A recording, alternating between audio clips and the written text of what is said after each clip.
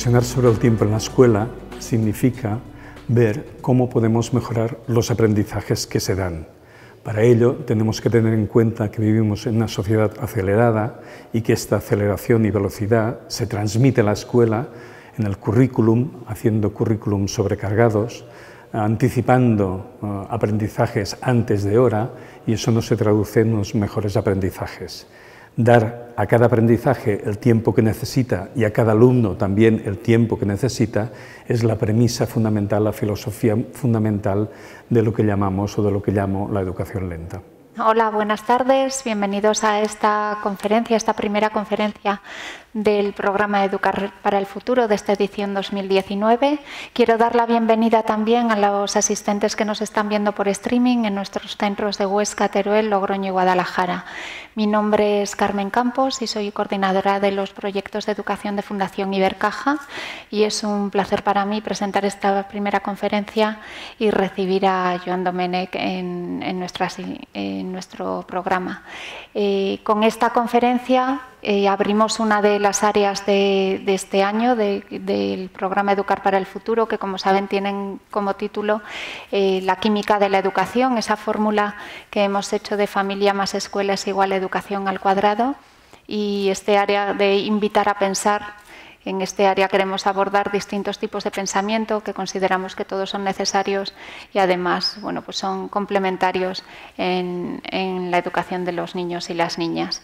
Joan Domènech, como les decía, es el conferenciante de hoy. Él es licenciado en Filosofía y Letras por la Universidad Autónoma de Barcelona. Como me decía él hace un ratito, esas carreras que ya no existen. Además, tiene la suerte de estar jubilado ya como docente, que ha ejercido en distintos centros públicos de Cataluña.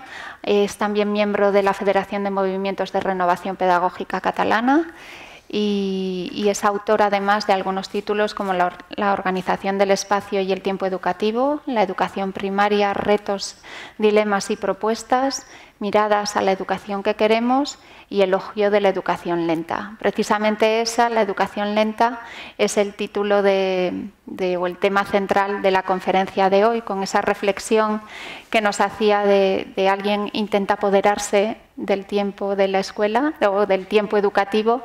Nos invita a hacer esa mirada reflexiva al tiempo en la escuela, así que bueno, pues les dejo con él. Al final habrá un turno de preguntas. Si tienen alguna pregunta que quieran hacerle o alguna duda, bueno, pues habrá personas con tarjetas, lo pueden anotar y al final tendremos un ratito para poder comentarlas, ¿vale? Les dejo con su conferencia. Gracias. Buenas tardes. Es un placer estar otra vez en Zaragoza. Ahora recordaba con Carmen que estuve hace seguramente 7 u 8 años dando una conferencia en la universidad, invitado por, yo creo que era la Marea Verde. Fue en pleno momento de recortes a la educación. Y encantado de volver a estar aquí y de estar con vosotros. Intentaré no agotar todo el tiempo y que haya tiempo para el coloquio, ¿no? Porque si no es una cosa, me parece que va en contra misma de la filosofía que intento explicar hoy, ¿no? De qué significado tiene este concepto de educación lenta y cómo este concepto de educación lenta nos puede permitir reflexionar sobre la educación en general y sobre la escuela en particular.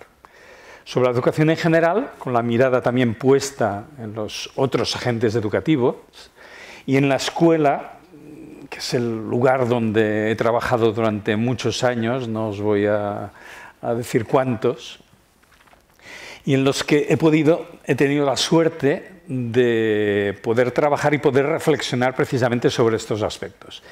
El origen del libro que publiqué hace ya unos cuantos años sobre la educación lenta es un libro más antiguo que habla de la organización del espacio del tiempo educativo. Es un libro que yo escribí hace ya 15, 17 años o así, ¿no? Era un libro que intentaba dar pistas, recursos, metodologías para dar respuesta a esto que los maestros decimos siempre: no tenemos tiempo. no tenemos tiempo, o el espacio no nos acaba de satisfacer nuestras necesidades educativas, ¿no? Me di cuenta que después de escribir el libro, al cabo de 4 o 5 años, e intentar aplicarlo naturalmente en la escuela, los problemas continuaban siendo los mismos. Y por eso me planteé analizar el tiempo con una mirada diferente. Este fue el objetivo inicial y ahí donde partió mi idea, mi concepto de educación lenta, intentando, también lo estábamos comentando, aplicar una filosofía que está presente en otros ámbitos de la vida cotidiana, de la cultura, el slow food, el slow city, todos estos movimientos que nacieron aproximadamente a finales del siglo pasado, algunos básicamente en Italia, pero que representaban una manera diferente de analizar aquellos problemas que teníamos como sociedad, más que yo intenté aplicar esto a la educación y un poco lo que intentaré hoy es explicar en qué consiste, ¿no? Parto de la idea de que vivimos en una sociedad profundamente acelerada que mantiene en su esencia grandes contradicciones. La contradicción mayor es que nunca la humanidad había imaginado que podía tener una esperanza de vida como la que tenemos en la actualidad. Se dice que los niños que nacen ahora vivirán como media 100 años. En este momento histórico de la humanidad, es en el momento en que parece que todo haya que hacerlo no para hoy, sino para ayer. Todo hay una prisa constante y seguramente la tecnología nos lleva a esta prisa y nos contamina, que prácticamente contamina nuestra vida desde que nos levantamos por la mañana hasta que nos acostamos por la noche, todos los días del año. Es una aceleración y una velocidad que impregna cualquiera de nuestras quehaceres cotidianos y que, propiciado, como decía, por la tecnología, implica también que en lo que hace referencia más a la educación y a la escuela, que sería el universo del conocimiento y del saber, también lo contamina y después veremos cómo. Es un tiempo que además nos da la impresión de que no nos pertenece. Es un tiempo acelerado, pero que alguien nos lo ha robado, nos lo ha organizado, colonizado, y en vez de ser un aliado nuestro, la esperanza de vida esta que podremos disfrutar tanto tiempo, se convierte muchas veces en un enemigo. El tiempo es aquello que no nos deja hacer lo que querríamos hacer de una forma normal. Y os lo digo con conocimiento de causa. Yo he estado 8 años o 9 años que el libro después hablaré de las contradicciones personales, el libro de la educación lenta, de vez en cuando me lo tiraban por la cabeza, ¿no? Ahora, desde que estoy jubilado, me doy cuenta de por qué. Hemos estado trabajando los 14 últimos años en una escuela que hemos intentado aplicar algunas de estas ideas y lo hemos conseguido fundamentalmente con los alumnos. No os digo con los profesores, con el profesorado, porque yo creo que el equipo docente no iba muy calmado intentando hacer las cosas de manera diferente y muchas veces contracorriente. Es una gran contradicción. Podemos predicar sobre la lentitud, pero lo primero que tenemos que conseguir es aplicárnoslo nosotros mismos. Esta es una gran dificultad y la contaminación, nadie se puede escapar a esta contaminación de la velocidad y la aceleración. Sin embargo, toda la gente que reflexiona sobre el bienestar y la felicidad nos dice que todo lo que vale la pena realmente sucede lentamente. Y pongo 4 ejemplos de lo más simples. Tenemos tomates todo el año, pero sabemos que el proceso de maduración de los tomates deja mucho que desear. Tenemos tomates de Huesca y de Barbastro, que me gustan mucho, y los puedo comprar en pleno mes de diciembre. Son muy bonitos por fuera, pero no tienen sabor, ¿no?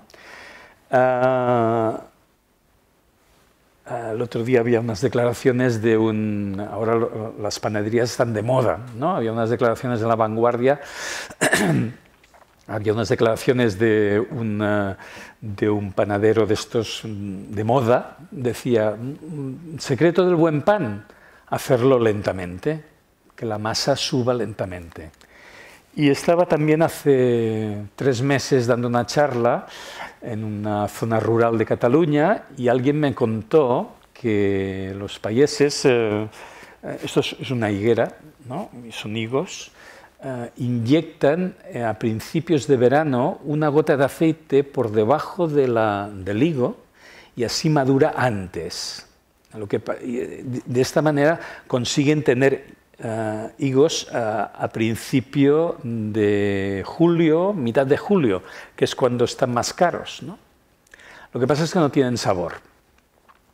No solamente ejemplos del campo de la naturaleza, sino hacer una cosa con nuestra pareja, con nuestros hijos, con nuestros amigos. Si lo hacemos pensando en el reloj, mediatizados por el reloj, seguramente no conseguiremos ni la mitad de lo que nos hemos propuesto. Tener una charla tranquila, tener un rato para pasear, para pensar, para hablar, para no hacer nada, en definitiva, para estar juntos, ¿no? Frente a esto, la lentitud aparece como sinónimo de calidad de vida, pero frente a esta lentitud como sinónimo de calidad de vida, tenemos una sociedad en la que el tiempo que vivimos es un tiempo absolutamente mediatizado por estos conceptos tecnológicos de la velocidad y de la aceleración. Para describirlo utilizo 4 palabras. Una es un tiempo fragmentado. He reproducido una línea del tiempo, esto que en la escuela normalmente trabajamos, ¿no? Pero es una línea del tiempo, la línea del tiempo que nos trae esta manera de entender la fragmentación de este tiempo actual, en que los hechos, los acontecimientos, se suceden unos aislados de otros. La mejor manera de entenderlo es viendo las noticias en la televisión. La mayor parte de cosas que pasan, muchas veces no sabemos por qué pasan y tampoco no sabemos qué consecuencias tendrán. No solo eso, sino que muchas veces un acontecimiento que haya tenido una gran importancia por sus consecuencias, ya sea una catástrofe, ya sea lo que sea, al cabo de una semana desaparece de la cartelera, desaparece de los titulares y ya no volvemos a saber de él. Esta idea de fragmentación del tiempo nos lleva a vivir solamente el presente, a vivir el pasado con una especie de añoranza, pero sin saber exactamente esta añoranza qué significado tiene y cómo podemos aprovecharla en el presente. Y muchas veces, menos mal que tenemos a los ecologistas que nos lo recuerdan constantemente, sin saber qué consecuencias tendrán en el futuro nuestros actos de la actualidad. El tiempo fragmentado. El tiempo acelerado, ya lo he dicho al principio. De todas maneras, esta conferencia no se hubiera podido celebrar sin la participación del AVE. Es decir, que ahí hay una pequeña contradicción, en todo caso, en el coloquio ya hablaremos de esto. Cuando hice el libro, consulté unos estudios que había, que después, posteriormente, leí que Ivan Illich ya en su libro los citaba. Leí unos estudios, su libro de los años 70, La sociedad desescolarizada, Némesis médica, etc. Ivan Illich. Los estudios indicaban que la velocidad por la cual nos desplazamos las personas en los países de Europa, en 50 años aproximadamente, de los años 50 hacia finales del siglo pasado, se había multiplicado por 4 o 5, entre 4 y 5 veces. Es decir, que nos desplazábamos 4 o 5 veces más deprisa. Los mismos estudios indicaban que las personas de finales de siglo destinaban el mismo tiempo personal a desplazarse que las de mitad de siglo. Es decir, que íbamos 4 o 5 veces más rápido, pero destinábamos el mismo tiempo personal a hacer estos desplazamientos. Por lo tanto, es una sociedad acelerada realmente, pero es una sociedad acelerada que no sabemos qué beneficios tiene para nuestro bienestar. Una tercera característica de este tiempo es una característica de que está absolutamente organizado. Tenemos nuestras agendas, además los meses en nuestras agendas son clónicos, ¿no? Son meses que se van repitiendo, semanas que se van repitiendo, y muchas veces cuando nos paramos a pensar, reflexionamos hasta qué punto los acontecimientos, las cosas que tenemos que hacer y que tenemos apuntadas en nuestra agenda son realmente necesarias o están impuestas por obligaciones que no tienen muchas veces relación con nuestro propio bienestar. Hacemos cosas, pero a veces no sabemos ni por qué las hacemos, ni si responden realmente a una necesidad personal, individual o nuestro entorno familiar, o responden a requisitos que por el mismo hecho de vivir en sociedad nos impone alguien que no sabemos quién es. Por eso utilizo la palabra de colonización, ¿no? Es un tiempo colonizado porque alguien lo organiza, tenemos esta sensación, y si no, reflexionar vosotros con vuestros calendarios y vuestras agendas. Y es un tiempo también cuantificado. Bueno, he puesto una estadística de fútbol. No, es antigua, no he puesto nada, por si habría algún hincha del Real Madrid aquí, me he permitido no poner ninguna estadística actual. La emoción de ver un partido de fútbol, ¿por qué hay que traducirla en unas estadísticas que no tienen nada que ver?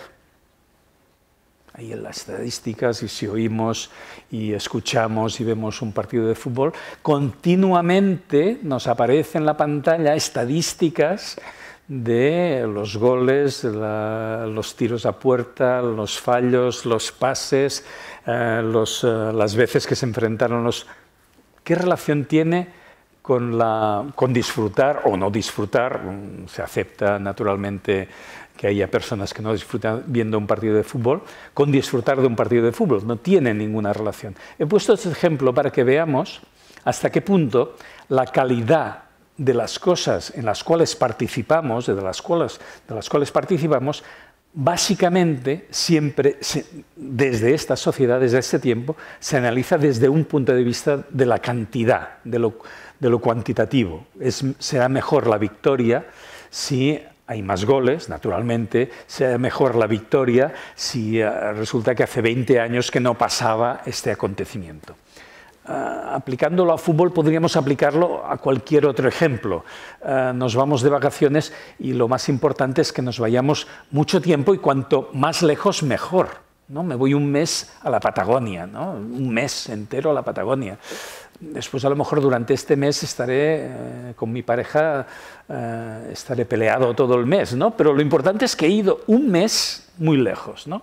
Es decir, continuamente se nos da esta visión de que la calidad hay que medirla por la cantidad.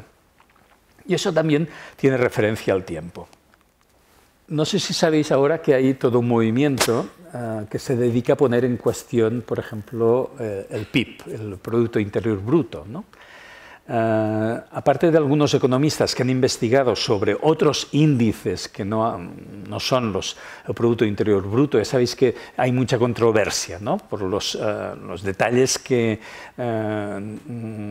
dan pie a pensar si un país es próspero o no es próspero económicamente, ¿no? En el reino de Bután, que es un pequeño país del Asia, inventaron también, ha habido otros economistas que también hablan de esto, el Producto Interior de la Felicidad, intentando aplicar índices diferentes que no fueran únicamente datos macroeconómicos que indicaban el desarrollo de un país, ¿no? Y yo os invito a buscar información sobre esto, porque los índices que plantean en este país son índices que plantean una mirada diferente sobre qué es aquello que es importante en un país y qué es aquello que no es importante. Es importante el PIB. Para calcular el PIB sabéis, por ejemplo, que uno de los datos que se utilizan es la producción armamentística o la capacidad o la necesidad de solucionar un gran desastre medioambiental que haya habido en un país determinado. Todo esto son cifras que aumentan el Producto Interior Bruto, es decir, que un país puede haber tenido una gran catástrofe natural, ecológica. Un país puede exportar muchas armas, como es el caso, por ejemplo, de nuestro país, y estas cifras pasan a engrosar lo que en algunas lecturas es el desarrollo económico. Valga esto para entender por qué este tiempo cuantificado, este tiempo que magnifica la cantidad, no es el tiempo de la calidad que sería el que delimitaría el concepto de felicidad, el concepto de bienestar. Pero esto, ¿se transmite a la escuela o no se transmite? ¿Qué tiempo nos llega a la escuela? Porque la escuela es una institución de la sociedad. Y por lo tanto, la escuela no puede estar al margen de este tiempo. ¿En qué sentido? Pues en los mismos sentidos que he señalado para la sociedad. La escuela en la sociedad, perdón, la escuela en relación con el tiempo lo fragmenta. Y cuando fragmenta el tiempo, la escuela fragmenta el saber.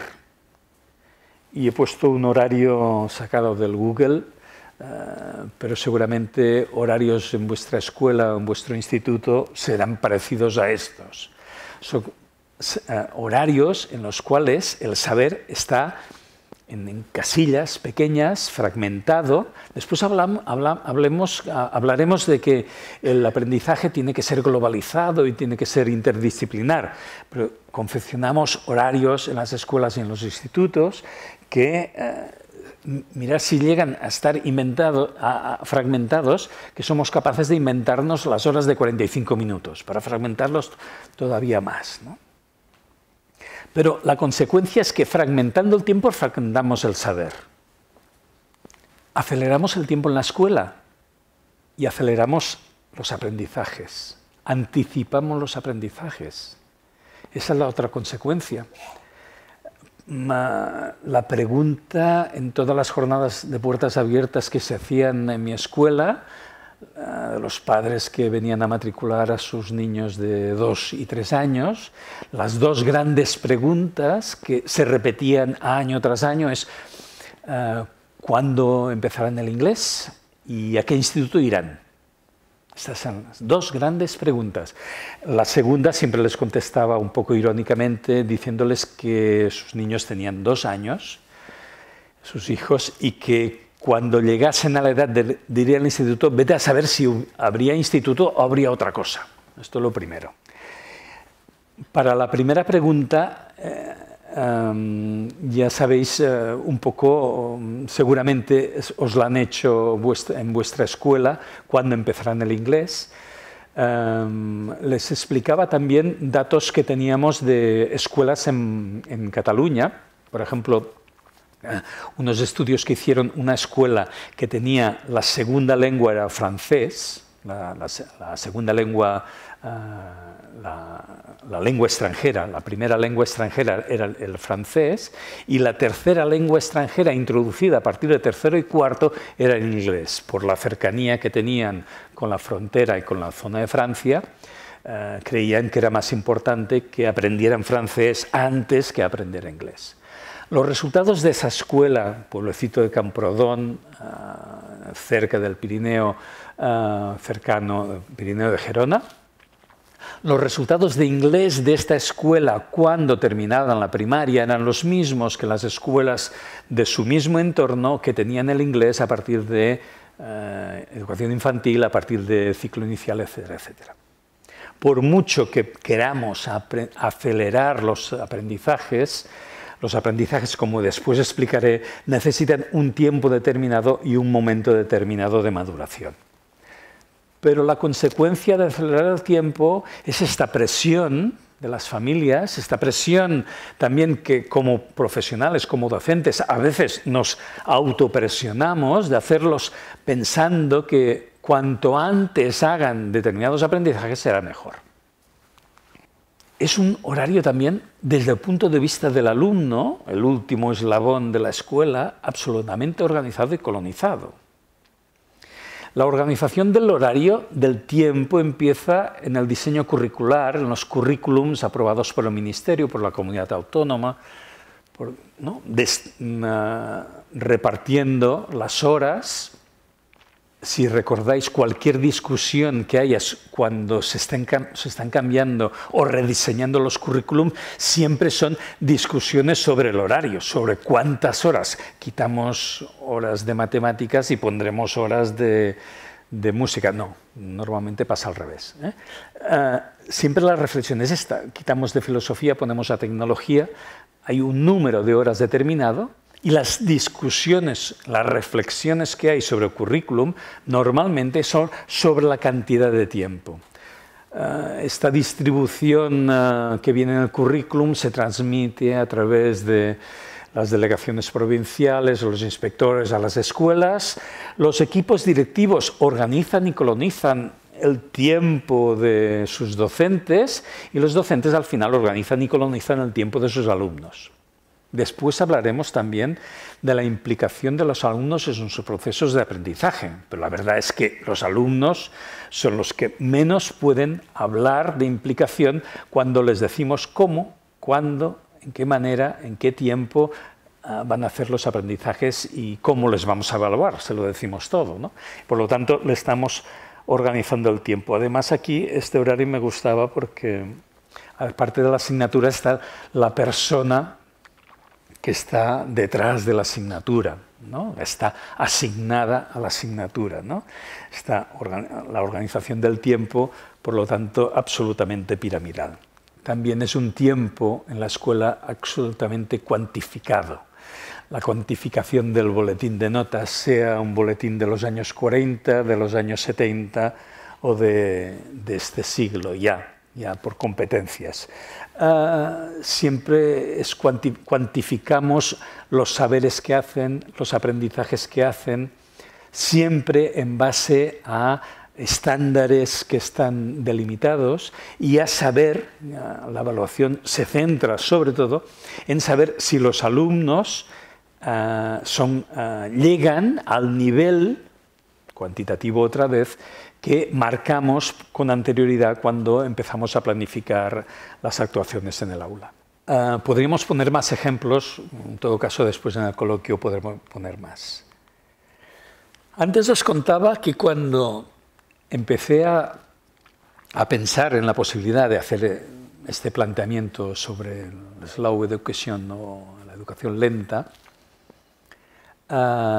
venía de una experiencia de pensar de que la solución a los problemas temporales de tiempo que teníamos en la escuela era una solución organizativa. Nos teníamos que organizar mejor. Y en todas las escuelas, a principio de curso, se hacen buenos propósitos de organizarse mejor. Mira, este año en los ciclos pondremos la figura del coordinador para que presente acta, intentaremos ser más puntuales en las reuniones de los claustros, intentaremos ser más puntuales a la salida de la escuela, es decir, que hay una reflexión constante, organizativa sobre el tiempo. Mi experiencia como docente era que, aunque cambiábamos con muy buenos propósitos cada año la organización temporal del centro y de las aulas, los resultados siempre eran los mismos. Llegabas a final de curso y te encontrabas con la misma reflexión. No ha habido tiempo para terminar todos los proyectos, este se tendrá que dejar para el año que viene. Estos resultados no han sido lo que nosotros habíamos previsto, habíamos planificado a principio de curso. Por eso, la mi reflexión era que no era tanto un problema organizativo, sino tener una mirada diferente sobre el tiempo de la escuela. Esta fue la reflexión que hice al principio, igual que el alumno del final de la fotografía. La primera reflexión que hice es que la educación lenta no tiene por qué ser una moda. La educación lenta habla precisamente de la esencia de la educación. Todos los procesos de aprendizaje, y pondré algunos ejemplos, tienen un ritmo temporal que no podemos ni acelerar muchas veces, no podemos acelerarlos, ni podemos comprimirlo. Y la reflexión que hacíamos sobre la escuela es que el tiempo en la escuela cada vez teníamos más la impresión de que iba a comprimirse, iba a acelerarse. La velocidad que imprimíamos a ese currículum era cada vez mayor. Y cuando nos fijábamos o escuchábamos a nuestro sentido común, nos dábamos cuenta de que esta aceleración no nos llevaba a hacer mejores aprendizajes, nos llevaba a hacer aprendizajes, quizás más aprendizajes, pero eran aprendizajes que se perdían, que se esfumaban, efímeros. Todo el mundo ha tenido la experiencia de estudiar para un examen y de olvidarse el examen, todo lo que has estudiado, después de realizarlo. Esta caducidad de los aprendizajes que yo hago de forma memorística o no, o comprensiva, es igual, pero que al cabo de hacer una prueba, un control, un examen, se desvanecen en mi cerebro, en mis apuntes, en donde queráis, nos llevaba a pensar que quizás esa mirada diferente era muy importante, precisamente para dar un salto cualitativo a estos aprendizajes. La educación lenta es una apuesta por hacer mejores aprendizajes, de más calidad, no de más cantidad. No hacer más aprendizajes, sino hacerlos de más calidad y, por lo tanto, más comprensivos y más sostenibles en el tiempo. Y os voy a poner dos ejemplos muy diferentes. Uno es en relación a un libro de José Antonio Marina, que se llama La magia de leer, lo encontraréis también en castellano, que hace un análisis de por qué los adolescentes de los países del norte son mejores lectores que los del sur, ¿no? De España, entre otros, ¿no? Dice, ¿cómo puede ser? Dice, precisamente en los países del norte empiezan a aprender a leer y escribir a los 7 años. Prácticamente todos los sistemas educativos. Hasta los 7 años juegan. Están escolarizados, pero juegan, básicamente. Sí, tampoco no hace falta entrar en muchos detalles. Y empieza el proceso de aprendizaje, lectura y escritura a los 7 años. Y en nuestro país, en España mismo, teóricamente tendría que empezar en primero, pero sabemos que en muchas escuelas, ya en 3 años, para no decir también algunas escuelas infantiles en los 2 años, ya empiezan actividades prelectoras o prescriptoras o decirle lo que queráis, ¿no? ¿Cómo es posible? Y él hace solamente 2 reflexiones. Una dice, mira, hay una cosa que me sorprende, dice, el leer es una actividad lenta. El aprendizaje de la lectura también tiene que serlo. Nunca paramos de aprender a leer, ¿no? Y queremos comprimir también el aprendizaje de la lectura y la escritura en 2, 3, 4 años de la escolaridad. Y ahí quizás nos estamos equivocando en alguna cosa. Y además, cuando analizamos, y todavía existe hoy, aunque esto ha ido evolucionando, cuando analizamos los procesos de lectura y escritura, tenemos en cuenta el indicador de velocidad lectora. Y naturalmente todos los que hemos estado enseñando a leer y a escribir a los niños de ciclo inicial, sabemos que la velocidad es un factor importante, pero no decisivo. Sabemos que hay niños que leen muy rápido y no se enteran de lo que leen, y niños que leen más despacio y tienen una comprensión mucho mejor. Por lo tanto, José Antonio Marina se hace esta pregunta, ¿no? Dice, algo nos estamos equivocando en relación a esto, a estos procesos. Pero para profundizar un poco más en qué es lo que pasa en los aprendizajes, os voy a poner un ejemplo muy diferente. La de la fotografía es de Emmy Pickler. No sé si a alguien le suena, seguramente la gente que está en educación infantil, seguro que os suena. Yo Emmy Pickler la leí, es una lectura tardía. Cuando la descubrí se me abrieron muchas cosas, ¿no? Entre otras personas, pero ella me dio muchas pistas para saber qué es lo que pasaba.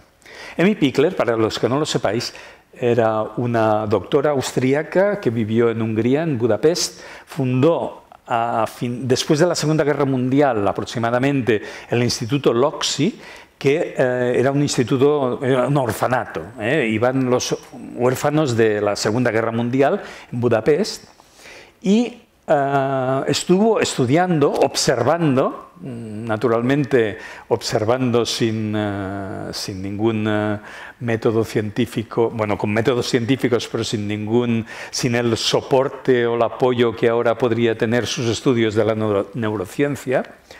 Estuvo estudiando el proceso en que los niños aprenden a caminar, es decir, el proceso psicomotriz de los 0 a los 18 meses. Estos son los dibujos originales. Igual no habéis oído hablar de Emmy Pickler, pero seguramente cuando estudiáis, los que estudiabais magisterio, habéis visto una fotocopia de sus dibujos en los que explica las fases desde que el niño nace, de los bebés, hasta que empieza a caminar. Ella estudió esto con los niños que tenía en su orfanato, en el Instituto Loxi.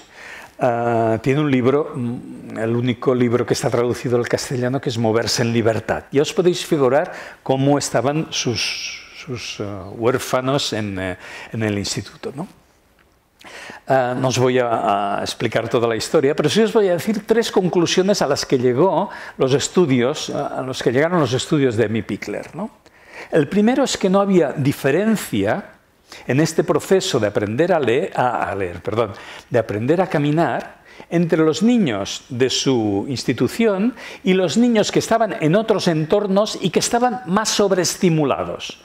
Los que somos un poco mayores nos acordaremos todavía de los caminadores, no sé cómo, de estos artilugios que les ponían a los bebés para que, aunque no tenían ni fuerza ni capacidad para andar, les permitía desplazarse, ¿no? Ayudar a los niños que todavía están gateando a caminar, y ¿no? Hace mucha gracia, es muy gracioso, ¿no? Los niños que estaban sobreestimulados y los que no estaban sobreestimulados, los que vivían en el entorno de su institución, que era un entorno de lo más natural posible, con jardines, podéis buscar vídeos en YouTube que están del Instituto Loxi y podréis ver exactamente. Al final aprendían a andar aproximadamente todos a la misma edad. La segunda conclusión que llegó Emmy Pickler es que en cada fase del desarrollo motriz, el niño no solamente avanzaba en este desarrollo motriz, sino también en el desarrollo cognitivo. Pensar en los procesos cognitivos que se dan, ¿no? Y que cada vez que estas fases avanzan, la capacidad de mirar y de apropiarse de lo que observa el niño cada vez es mayor. Y eso es un proceso cognitivo de lo más complejo.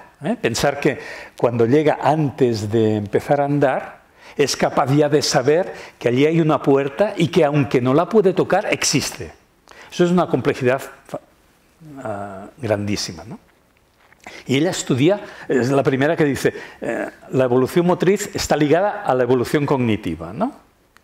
Somos una unidad educativa global, ¿no? No podemos desvincular una cosa con la otra, y ella lo demuestra en las edades más tempranas, ¿no? La tercera conclusión es la más interesante para mí. Ella dice, cuando algún bebé se salta alguna fase de su evolución motriz, por ejemplo, ahora hay niños que no gatean que pasan directamente de prácticamente arrastrarse a incorporarse, sin pasar en la fase más o menos entre la 2 y la 3, más o menos. Dice, cuando algún niño se salta una fase, hay peligro de accidente, pero peligro de accidente no motriz, sino cognitivo. Lo dejo aquí porque, en todo caso, os pondré un ejemplo. Los procesos cognitivos, los procesos de aprendizaje, seguramente muchos niños sufren accidentes, ¿no? Y no es que sea un accidente, pero os voy a poner un ejemplo, ¿no? Hace un año me tocó hacer una sustitución en sexto y estaba en quinto. Yo el último año estuve en quinto y les tocaba matemáticas y bueno, estate una hora aquí y les pones un problema de matemáticas. Les puse un problema muy sencillo que no tenían ni que apuntarlo. El problema es, hoy es miércoles, mira, hoy también es miércoles, era miércoles. Dentro de 1000 días, ¿qué día de la semana será? Después lo calculáis. Los niños empezaron a trabajar en grupo y al cabo de 15-20 minutos hicimos una apuesta en común, ¿no? Os pongo 2 ejemplos. Un niño cogió directamente 1000 dividido entre 7, salía, no sé, 100 y pico, 6 de residuo, se queda allí plantado y no supo contestar. Una niña que tenía dificultades en dividir, estábamos en sexta, que no le costaba todavía dividir, empezó con el cuento de la vieja, ¿no? 7 más 7, 14, 14 y 14, 28, 28 y 56, 1001, será martes. Ya está. El primero, seguramente en su proceso de aprendizaje del concepto de tiempo, de división, de lo que queráis, alguna fase se saltó, porque sabía hacer bien las divisiones, pero no las entendía. La otra niña no había hecho todavía el proceso final hasta entender o hasta dominar el algoritmo correspondiente, pero entendía perfectamente el problema, entendía perfectamente dónde estaba, era capaz de pensar qué es lo que se le pedía, etcétera, etcétera. Es un ejemplo, si no es científico, es un ejemplo de percepción así cotidiana de esta que hacemos muchas veces los maestros, ¿no? Pero nos da pistas para saber y para contestar la pregunta que también se hacía José Antonio Marina. ¿Cómo es posible que niños que lleguen a sexto tengan dificultades también en leer? ¿O cómo es posible que niños que no han tenido ninguna dificultad en leer en toda la educación primaria lleguen a final de sexto y aborrezcan la lectura y solo lean aquello que les obligamos en la escuela? Estos son accidentes, son pequeños accidentes. Y son pequeños accidentes que para mí tienen relación con este ritmo de aprendizaje que intentamos acelerar, intentamos comprimir, intentamos no respetar estos ritmos naturales. Por lo tanto, la educación es lenta, no en el sentido de que vamos a ir tan despacio que nos vamos a aburrir y no vamos a aprender nada, sino que vamos a buscar el tiempo justo para hacer los aprendizajes de forma comprensiva y de forma sostenible. Esta es la esencia del concepto. Después en el libro que hice está mucho más explicado y hay muchas más detalles, pero esta es la esencia fundamental de la propuesta que yo hacía. Os cuento 2 ideas más. En todas las escuelas escribimos en nuestros proyectos que atendemos a la diversidad, que atendemos a los alumnos, etcétera, en su individualidad, intentamos personalizar al máximo la enseñanza, etcétera, etcétera. ¿Qué relación esto tiene con la educación lenta? Pues una relación directísima.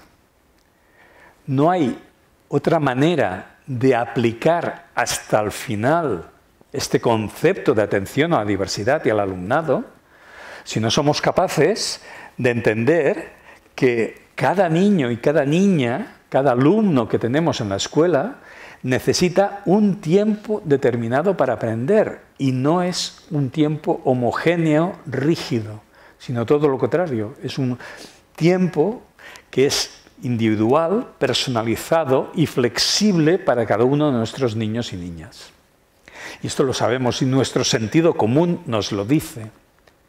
Después evaluamos por niveles, hacemos las mismas actividades para todo el mundo, intentamos adoptarlas mínimamente, pero allí nos perdemos, no sabemos qué es lo básico, qué es lo común que deben saber todos y qué es lo diferenciado y qué es lo personalizado.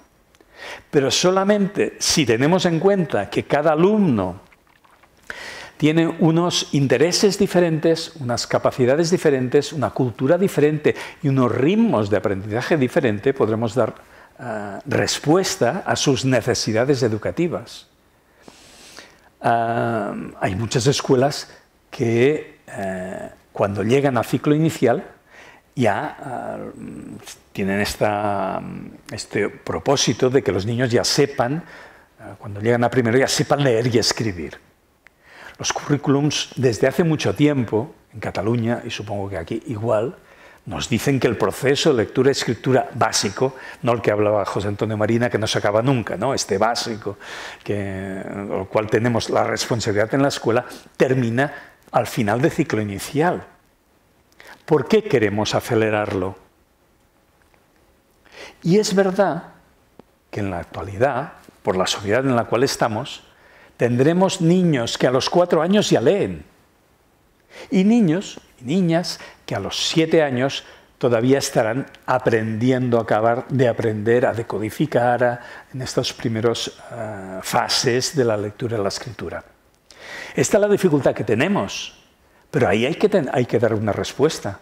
No podemos medir, planificar, programar la escuela solamente pensando en unos niveles, estándares, ficticios muchas veces y que no se corresponden muchas veces con ninguno de los alumnos, porque cada uno, cuando tienes 25, cada uno de estos alumnos, en secundaria pasa lo mismo, en primaria, en infantil, cada uno de los alumnos, como decía antes, tiene estos ritmos diferentes y estas capacidades e intereses diferentes.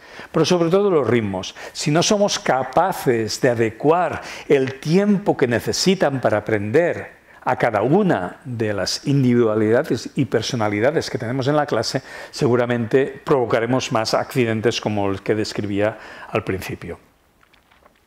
Pero no solamente cada alumno necesita un tiempo, los aprendizajes también. Mirándolo es lo mismo visto desde la otra parte, ¿no? Por mucho que queramos que los niños aprendan cosas antes, las aprenderán cuando estén maduros para hacerlo, no antes. Seguramente la tarea del maestro, es una tarea artística casi, de ser capaz de tener un equilibrio entre lo que el niño puede hacer y lo que el niño todavía no puede hacer. Y nuestra tarea fundamental es saberlos estirar, ¿no? Hacerlos trabajar la cultura del esfuerzo, en este caso, ¿no? La cultura del esfuerzo en el sentido de que aprender no es fácil, es difícil, es complicado, requiere esfuerzo y seguramente, yo no estoy proponiendo de la lentitud, no es niños si queréis aprender, no aprendéis, no, es decir, se trata de equilibrar lo que pueden hacer y lo que todavía no pueden hacer, pero serán capaces de hacerlo si se esfuerzan, si les ayudamos, si creamos las condiciones para que lo puedan hacer. Hay un libro que no me acuerdo el autor, un psicólogo sudamericano, que el título es muy sugerente. Dice, los árboles no crecen si les tiramos de las hojas, ¿no? Con los niños nos pasa igual. Podemos tirar de ellos. Si tiramos de las hojas del árbol, nos quedamos con las hojas y el árbol se queda desnudo, ¿no? Esta imagen, esta metáfora, nos sirve para entender que este equilibrio es un equilibrio difícil, pero que es un equilibrio necesario. No podemos hacer aprendizajes antes de tiempo. aunque haya mucha presión de las familias, aunque haya mucha presión de nosotros mismos, de los profesionales que nos presionamos o autopresionamos, ¿no? Los de infantil presionan a los de ciclo inicial presionan a los de infantil, los de secundaria a los de primaria, etc., ¿no? Nos vamos presionando mutuamente y al final tenemos esta presión que es las pruebas de selectividad, que parece que tengan que presionar a todo el sistema educativo en su conjunto hasta las escuelas infantiles, ¿no? Y una tercera idea. Bueno, no, esto lo he recogido hoy. Esta mañana he puesto esta noticia. 3 institutos en Barcelona ofrecerán un bachillerato de 3 años el curso que viene. Bueno, es una idea, ¿no? Fijaros que la atención a la diversidad, la solución que muchas veces en muchas escuelas se ponía sobre la mesa era la repetición, ¿no?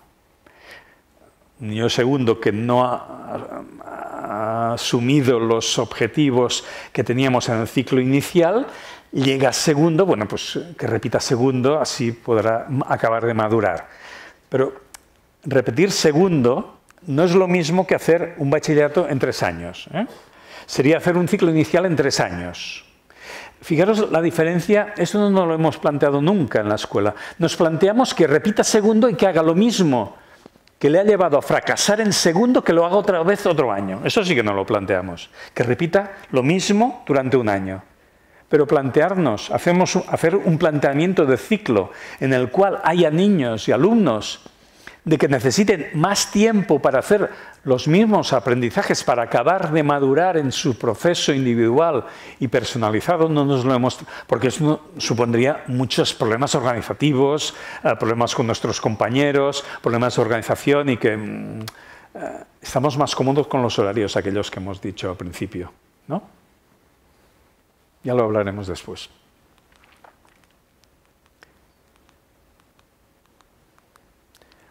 Una última idea sobre la educación lenda. Para aprender, la escuela fundamentalmente ha montado un tiempo, el tiempo del hacer cosas. Hacemos cosas todo el día. El hacer es el núcleo fundamental de la actividad de un centro educativo, ¿no? Hacemos, producimos fichas, lo que sea, ¿no?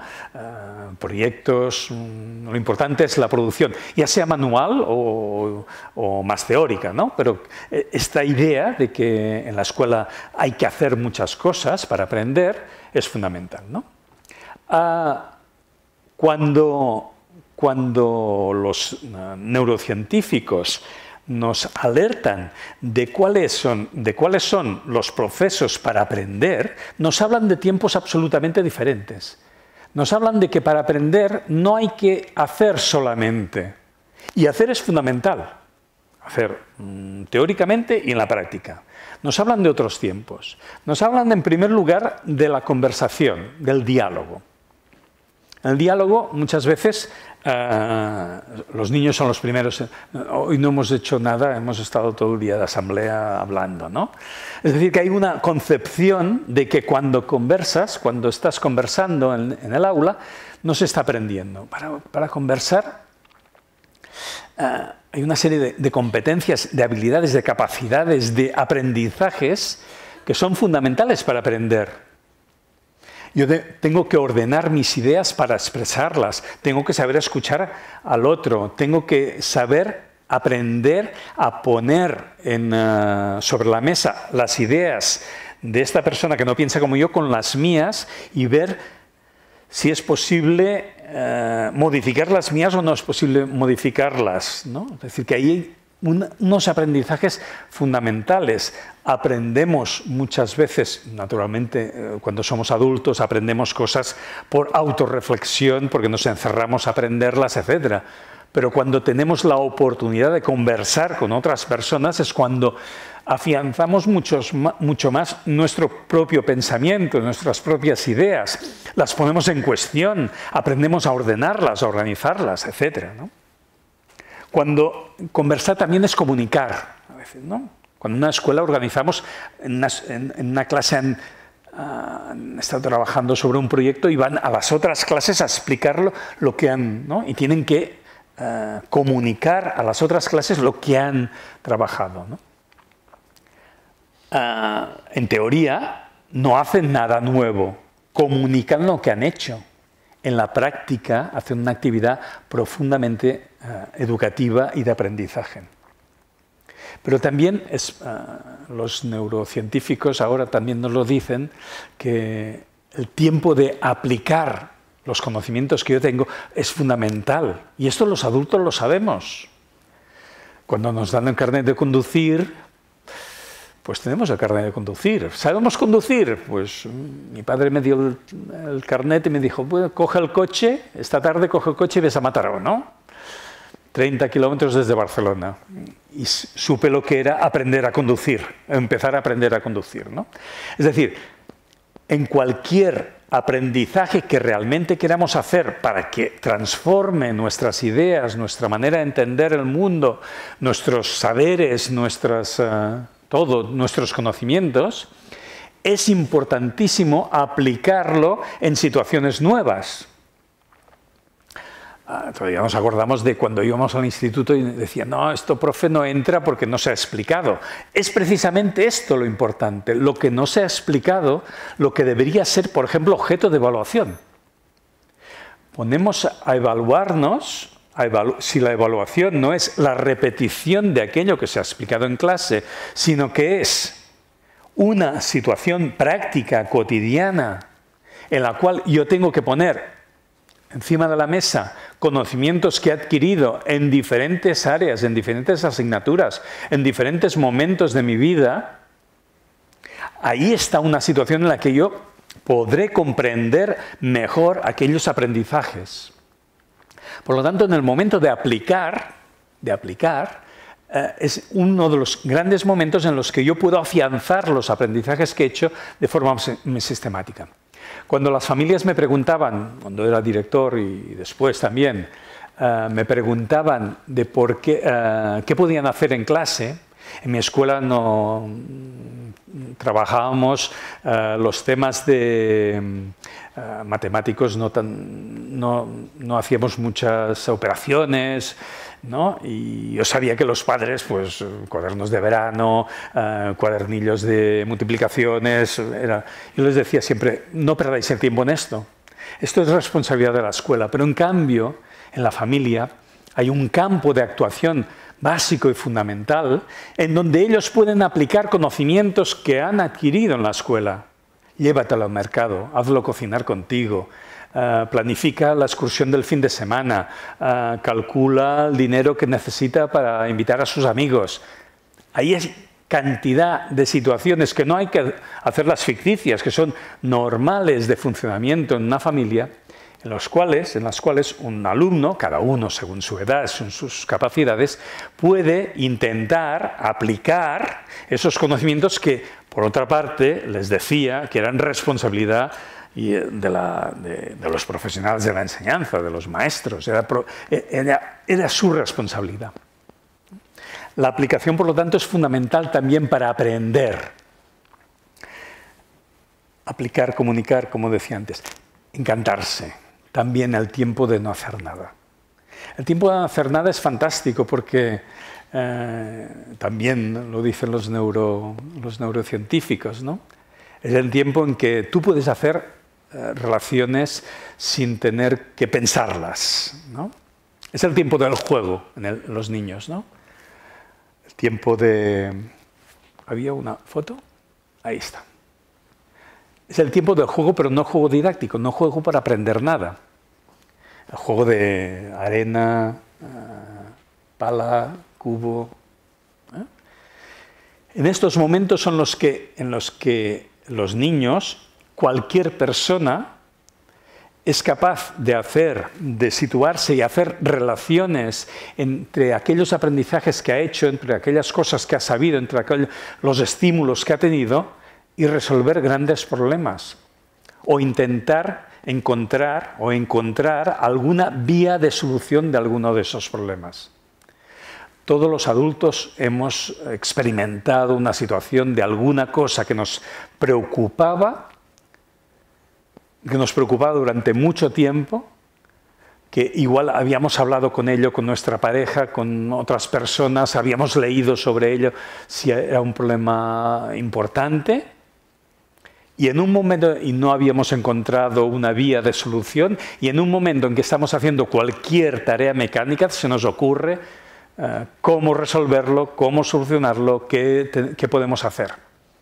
Las ideas estas que nos aparecen en momentos en que haces trabajo mecánico, haces un trabajo de casa, de lo que sea, conduciendo incluso en un itinerario de estos que es mecánico y sabido de siempre, es cuando a ti se te ilumina la idea y se te aparece la solución de algún problema. Haces ese aprendizaje que te ha costado tanto y que has dedicado tanto tiempo. Todos estos tiempos, el tiempo de hacer, de conversar, de aplicar, comunicar y de encantarse, son esenciales para aprender. Los neurocientíficos nos dicen alguna cosa más. Cuando las neuronas están estresadas, se bloquean. Es decir, que si no somos capaces también de pensar los tiempos de los niños en función de estas necesidades que tienen, tampoco daremos respuesta a sus necesidades de aprendizaje y de crecimiento como persona. Ideas finales.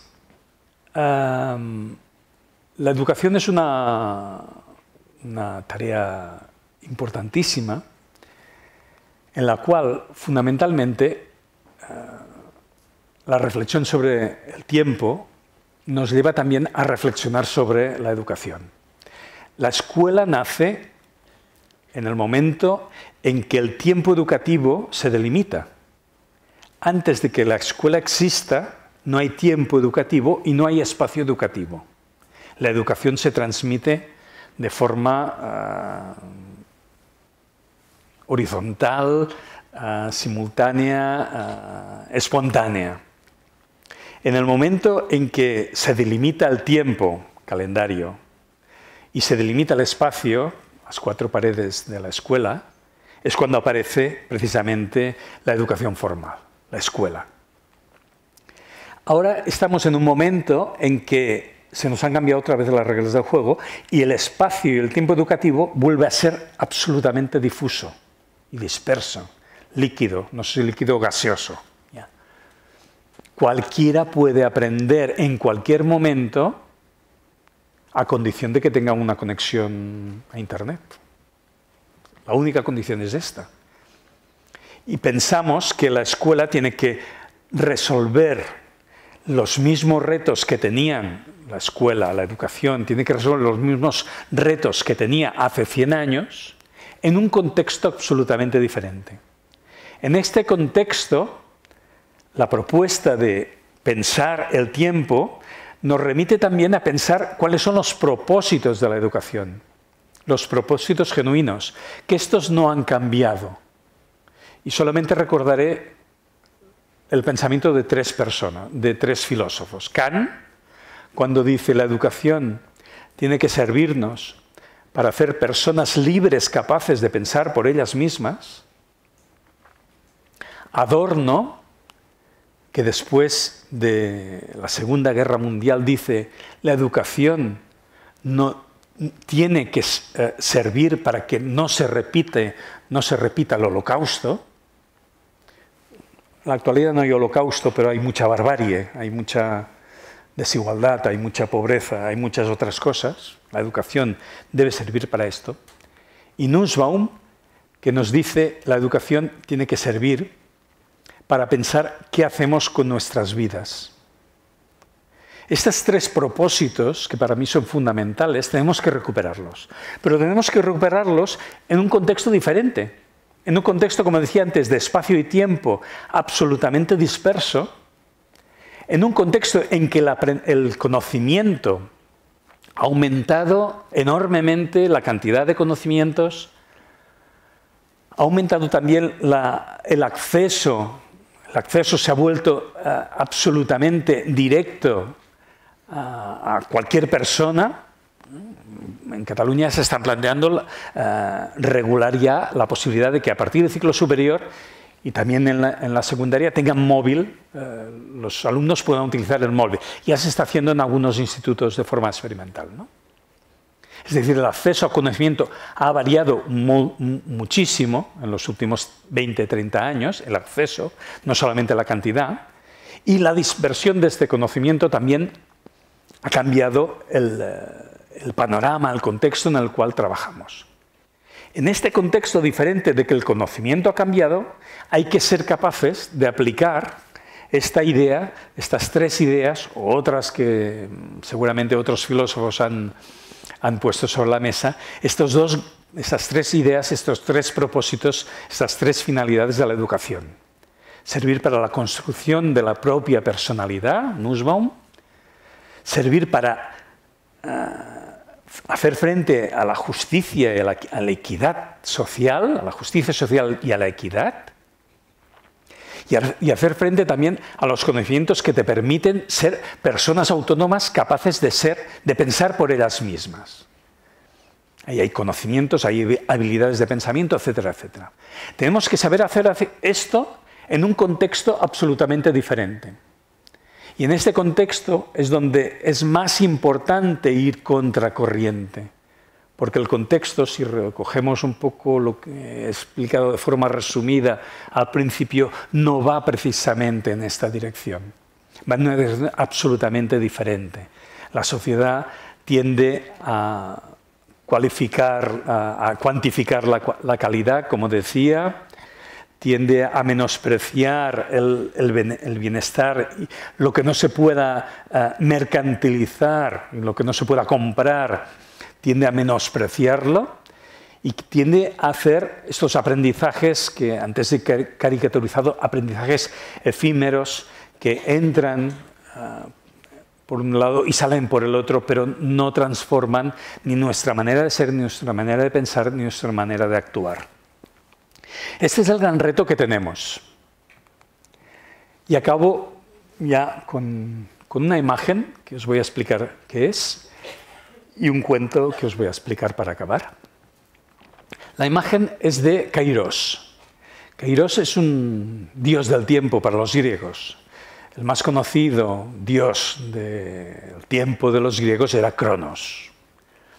Cronos es el tiempo, para los griegos, es el tiempo que duran las cosas. Esta conferencia dura una hora, más el coloquio, una hora y media. Ese es el tiempo cronológico de esta conferencia, Cronos. Pero los griegos, aparte de este, tenían otro, aparte de Kairos, tenían otro dios que hablaba del tiempo. Kairos era el tiempo relacionado con los ciclos de la naturaleza.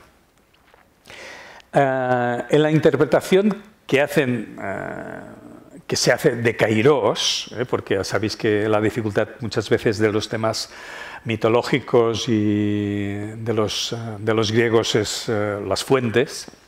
En la interpretación que hacen de Kairos, de esta imagen así rota, que después os explicaré la anécdota de dónde está, si queréis algún día ir a verla, porque solamente hay dos reproducciones en todo el mundo. Sabéis que de las reproducciones originales, los originales muchas veces se perdieron y quedaban las reproducciones que hacían y que estaban en las casas, ¿no?, de los dioses. Kairos es el tiempo que necesita algo para poder ser. Es el tiempo que necesita, volviendo a los ejemplos de antes, el pan para que la masa suba y haga un buen pan, que el tomate madure en el tiempo que necesita, que un aprendizaje se haga y sea comprendido por el alumno, sin ningún accidente por en medio. Kairos es el tiempo que necesita algo para poder ser, sale otra palabra, para poder ser alguna cosa, lo que sea, un ciclo natural o cualquier acontecimiento que nosotros organicemos. El tiempo necesario que necesitamos para estar con nuestra pareja y estar bien. el tiempo que podemos dedicar a nuestros hijos y que nuestros hijos necesitan para que entiendan y estén bien familiarmente. El tiempo que podemos dedicar a nuestros amigos para estar con ellos, para escucharles, para entenderles, para comprenderles, para ayudarles. Ese tiempo no puede marcarse por cronos. Y en la escuela nos pasa lo mismo. Y que cada uno haga su reflexión. ¿Cuál es el tiempo que predomina en su escuela, en su instituto? ¿Es un tiempo marcado por cronos? ¿Es un tiempo marcado por kairos? La anécdota es que esta reproducción está concretamente, porque viene de una postal que me trajeron, está en un museo en Tagrit, en Croacia, en un museo de la ciudad. No he estado yo, sí, sabía que estaba allí y me trajeron la postal de la imagen. Se encontró en una casa romana de Croacia. En las excavaciones se encontró esta imagen de Kairos. ¿A alguien se le ocurre dónde estaba la imagen? ¿Alguien se atreve? No. En la cocina. La cocina. Es donde se hacen las cosas más tranquilamente, ¿no? Y hay más posibilidad de, naturalmente, las cocinas de antes eran las cocinas donde se conversaba, donde se escuchaba, donde se explicaban cuentos, donde no se comía, etcétera, ¿no? Esta era la anécdota. El cuento es un cuento del Principito y acabo aquí, ¿eh? Y si hay preguntas, fantástico. De los múltiples lugares que va al Principito, se encuentra con un mercader y le pregunta: ¿y tú qué haces? Dice: yo me fabrico pastillas para calmar la sed. Dice: ah, interesante, ¿y cómo funcionan? Dice: nada, tú te tomas una pastilla y ahorras 57 minutos aproximadamente cada semana porque no tienes que ir a beber. Dice: ah, ¿y qué haces en este tiempo? Dice: nada, lo tienes para ti. Dice: ah. Y el Principito piensa: si yo tuviera 57 minutos, iría despacito hasta la fuente a beber agua. ¿De acuerdo? Gracias. Muchísimas gracias por su asistencia. Les emplazo, la semana que viene tendremos a Gerardo Echeita hablando también de aulas inclusivas y educación inclusiva. Les invito a, si quieren apuntarse, que se inscriban a través de la web. Muchas gracias también a los asistentes de Huesca, Teruel, Logroño y Guadalajara que han entrado por streaming. Muchas gracias.